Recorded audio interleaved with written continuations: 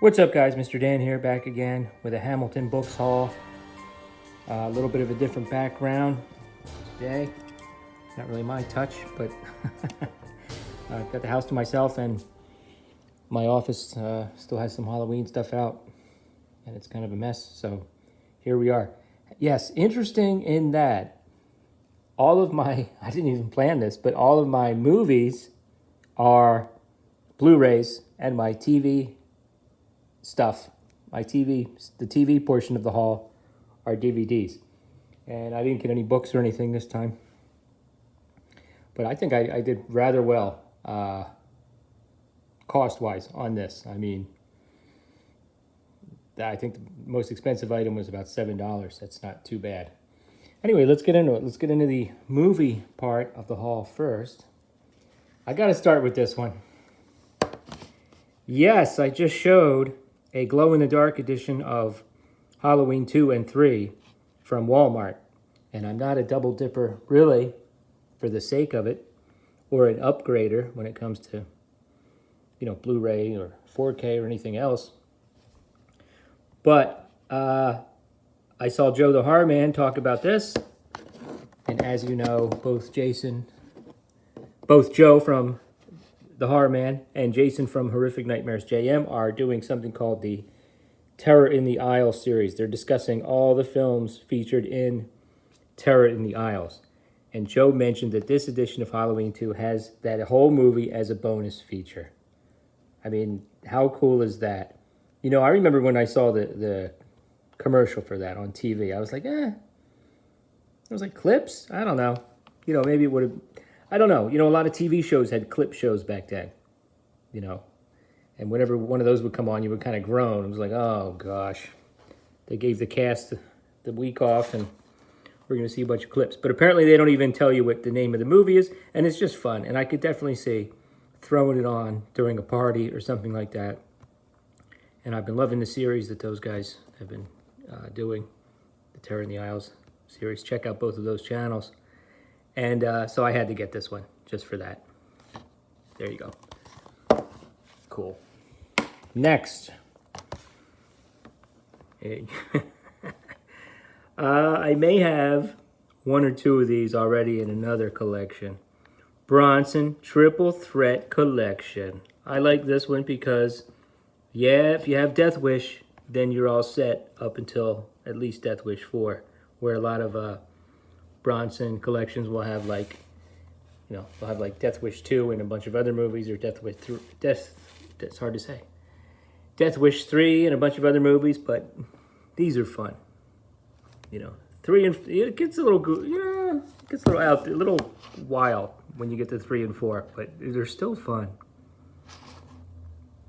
Death Wish 4, The Crackdown. Death Wish 2 is pretty darn violent. I remember that. Next, Rabid Dogs. This combo, DVD and Blu-ray. Okay, so this is a remake of a Mario Bava film. I don't know, has anyone seen it? Or has anyone seen this? Don't know anything about it. It was not very expensive at all. Let's see, as far as recognizable names, it's got Laurent Lucas from Calvaire and many other movies. It's kind of a... don't know if he's going to be the hero or not. He's like a put-upon guy that tends to find himself in unfortunate situations, in most movies anyway. But he's a good actor.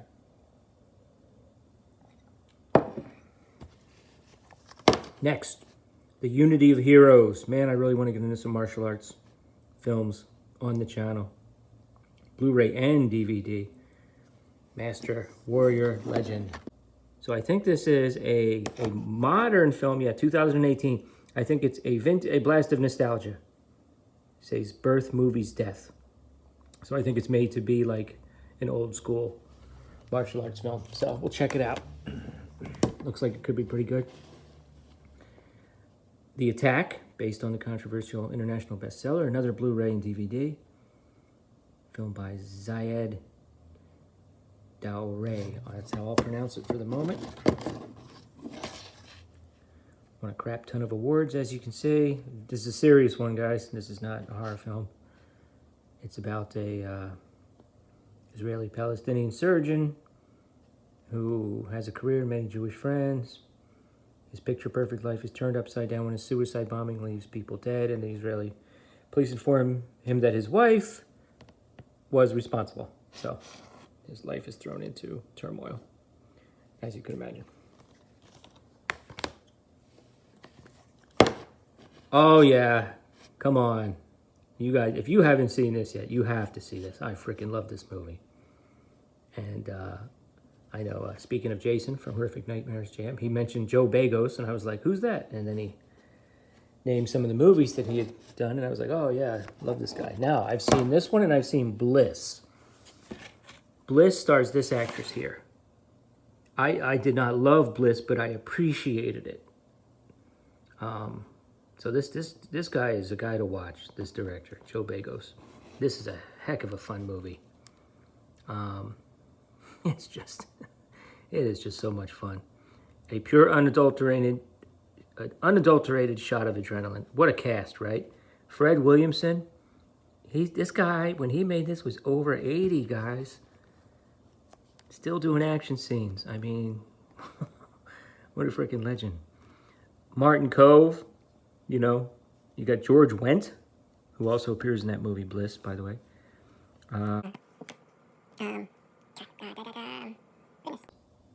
Stephen Lang, there you go. I mean, David Patrick Kelly. William Sadler, what a fun movie. These veterans are in for the fight of their lives. Hey, it's Veterans Day. I didn't really realize that that's just a coincidence. How about that? Happy Veterans Day, everybody. Actually, let me grab something real quick.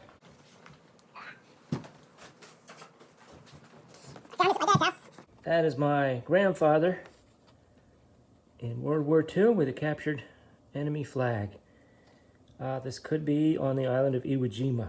Not really sure how many islands he was on total, but I know he was on Iwo Jima. So happy Veterans Day, everybody.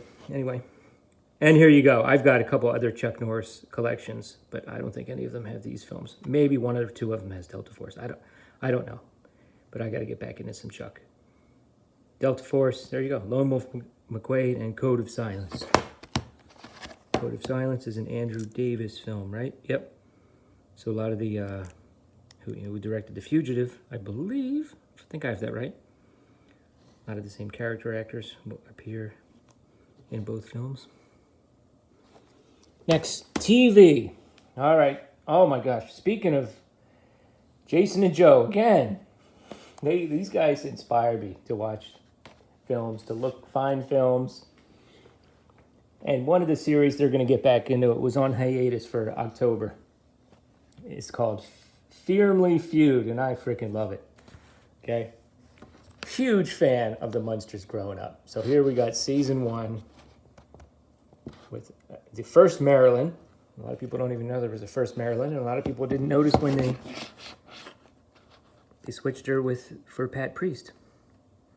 So season 1 with the unaired pilot episode. Now that's in color, and it's 15 minutes long, and it has a different Lily.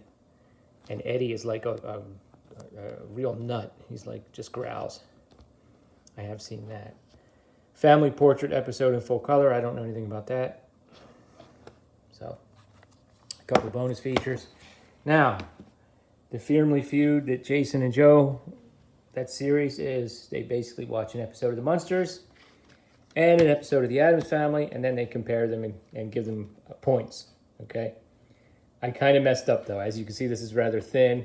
I've just got Volume 1, Disc 3. So, and I cannot find the other ones on their website.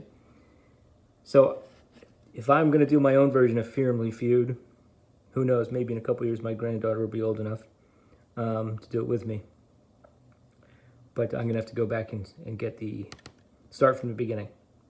Get the first disc. Because this one is, I like this. It's really nice the way they did this. Yeah, huge Star Trek fan back in the day. Star Trek Next Generation. We got season 2. Season 2. For the amount of material here, this was very inexpensive, considering. Check out, I mean, think they pretty much hit their stride in season 2. I'll definitely be interested to go back and watch some of these. Watched a couple. Look at all these. Watched a couple. Got a booklet. Very little, meaning little.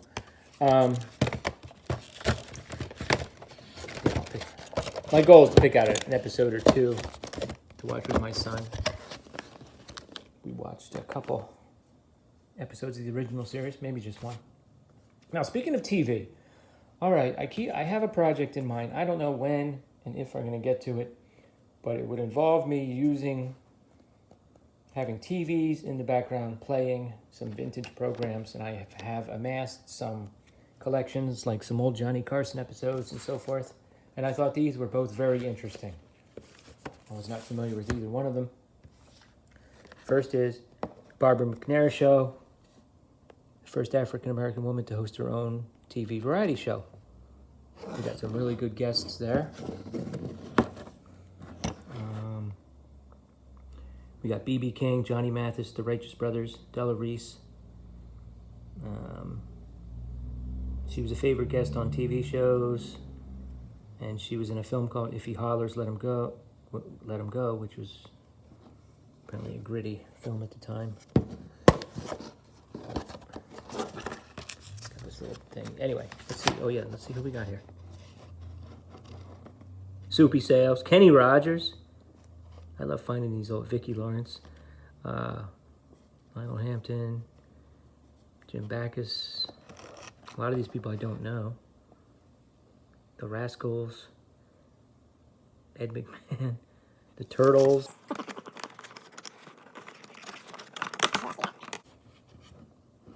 Mahalia Jackson. Now, my dad had Mahalia Jackson records growing up. B.B. King, yeah, I said that. Let's see. Rich Little. It's going to be really interesting to learn about some of these people.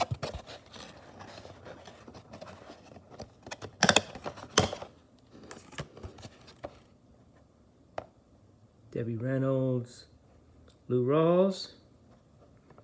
We got Jugglers and Dancers, the Irish Rovers. Boy, Rich Little was on here a bunch of times.